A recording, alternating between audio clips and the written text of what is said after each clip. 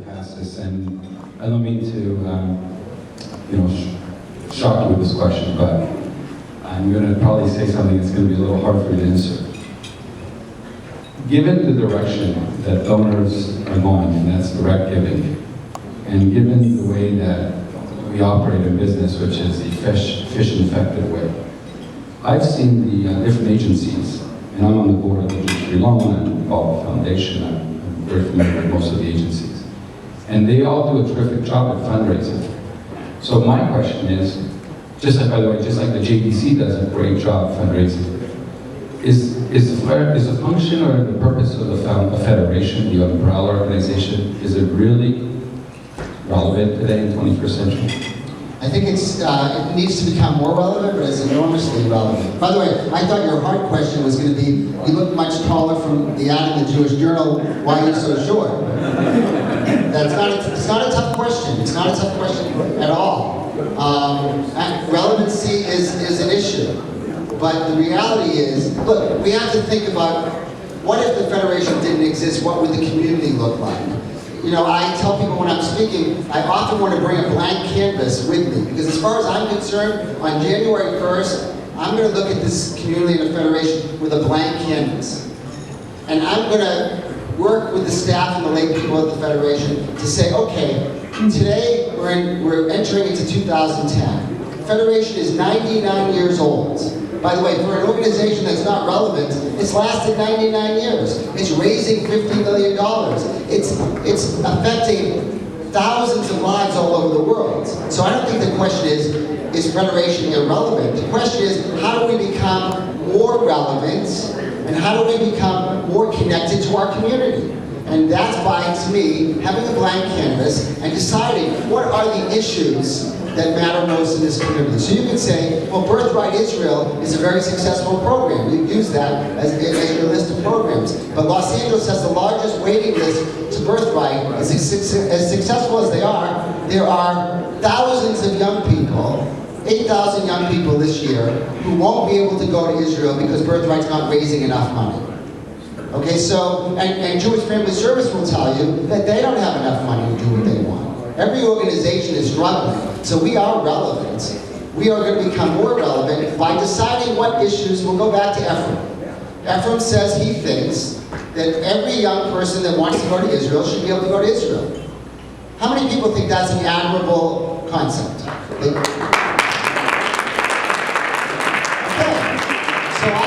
so here's the Federation of the 21st century. We have a conversation with the community. We look around and we recognize the fact that trips to Israel make a meaningful difference in people's lives.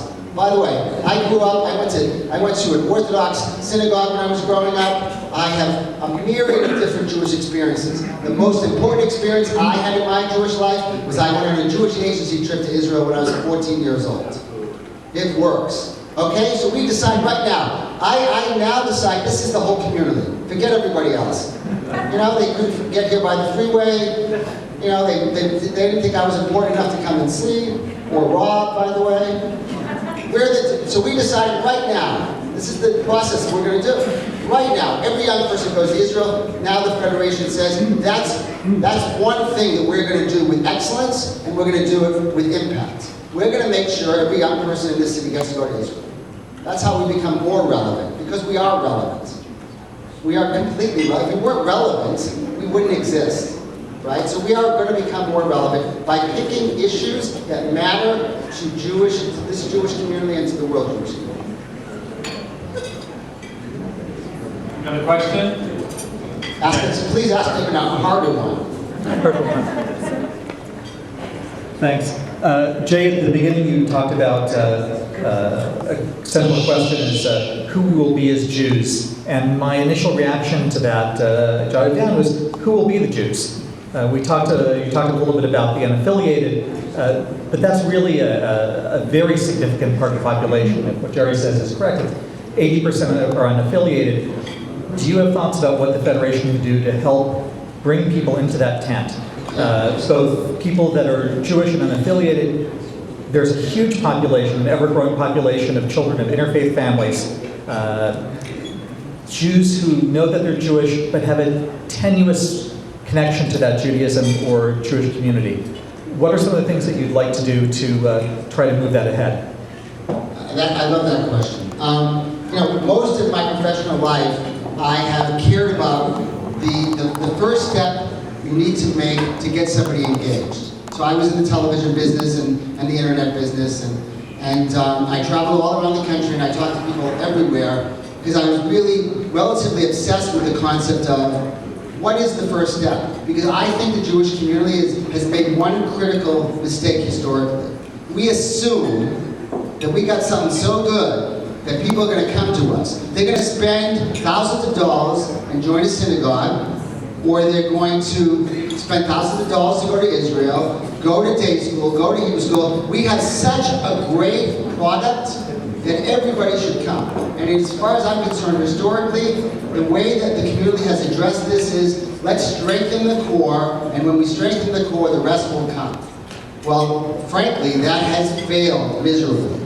So we need to begin looking at what's the first step. And as far as I'm concerned, we have to bring the community to the person. Now that's the value of the internet. That's the value of the internet. And if we can learn anything from the Obama campaign is engagement of people around issues that matter to them. And when I talk to people, young people, old people that are disconnected from Judaism, we produced Rabbi Naomi Levy's in the room, and JTN produced the last couple of years Kol Nidre services live on the web, and 2 years ago we had 220,000 people watch Kol Nidre services. And we got hundreds and hundreds and hundreds of emails from disconnected Jews. And every single one of them was happy that we brought Kol Nidre services to them.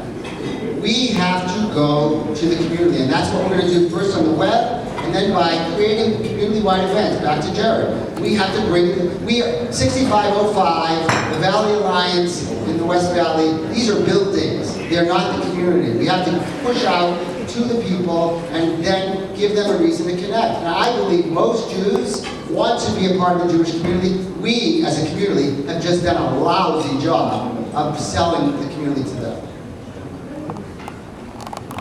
I don't see another question right this second. Why don't you go first and then... Sure. Innovating or reinvigorating the community relations committee, CRC, where we within the community can relate to one another with the various Jewish communities, and also that Federation can relate to the other communities in Los Angeles. I'm really glad these questions are coming and making me think of all the things I should have said at the top that I didn't say. So, one of the biggest roles of the Federation in this community is to be a convener and a collaborator. And so when it comes to community relations, look, here's the other thing that's happened over the last 2 decades. 20 years ago, there was no Simon Wiesenthal Center. There was no Skirball Cultural Center. There was no Jewish Television Network. There was no Neshuva, no Ikar, no Progressive Jewish Alliance. What we've seen in this community is the birth of many important organizations. So the Federation's role has to evolve with the growth of those organizations. So now when it comes to community relations, our task is different than it was 20 years ago when the CRC was operating. Now I think it behooves us to be the convener, to be the one who calls the meeting, who brings the best and the brightest into the community and says, look, this is where we should be standing on this issue or that issue. And also, frankly, to recognize the fact that if we are multiple communities, then we have multiple opinions. And we need to value, back to my big tent, we need to value those opinions.